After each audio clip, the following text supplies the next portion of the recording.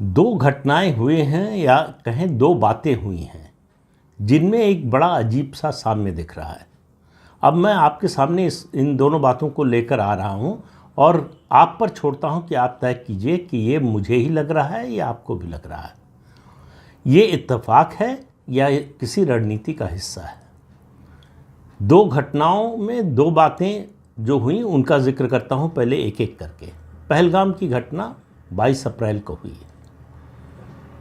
26 निर्दोष हिंदुओं को मौत के घाट उतार दिया गया। आतंकवादियों ने मारा, धर्म पूछकर मारा, जो हिंदू निकले उन्हीं को मारा। ये घटना सबने देखी है। इसके तमाम विजुअल्स आ चुके हैं। बहुत सारा विस्तार से जो प्रत्यक्षदर्शी थे, जिनके परिवार के लोग मारे गए, वो घटना का पूरा वर्णन जो है बता चुके हैं देश को, दुनिया को। तो जो मैं बात कहने जा रहा हूँ, आप ध्यान दीजिए। आपने बहुत सारी आतंकवादी घटनाएं देखी होंगी। इस देश ने आतंकवादियों का कहर लंबे समय से देखा है। जम्मू कश्मीर से लेकर पूरे देश में लगभग 30-35 साल से ये सिलसिला चल रहा है।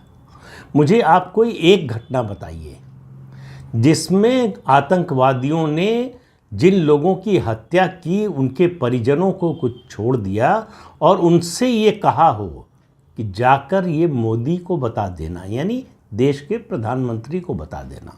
इससे पहले जो भी प्रधानमंत्री रहा हो, उसके कार्यकाल में आतंकवादी घटना हुई तो इस तरह की कोई बात हुई क्या? आतंकवादी कभी इस तरह की बात करते हैं क्या? बाकी किसी देश की बात छोड़ दीजिए, मैं जाना नहीं चाहता, मुझे पता नहीं है ज़्यादा।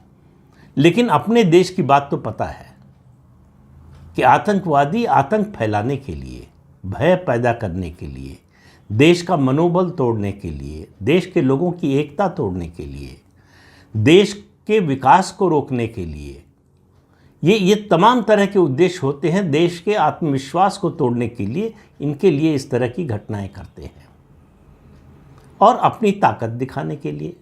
और इसमें हमारा पड़ोसी देश जो कि शामिल है वही करवाता है, तो उसका सतत उद्देश्य है, उसको बल्कि कहना चाहिए कि उसके जन्म का लक्ष्य ही, उद्देश्य ही यही है कि भारत को हर समय परेशान रखो, भारत को हर समय संकट में रखो, अस्थिरता बनाए रखो, अशांति बनाए रखो भारत में, वरना उसके होने का, उसके अस्तित्व का कोई औचित्य ही नहीं रह जाएगा।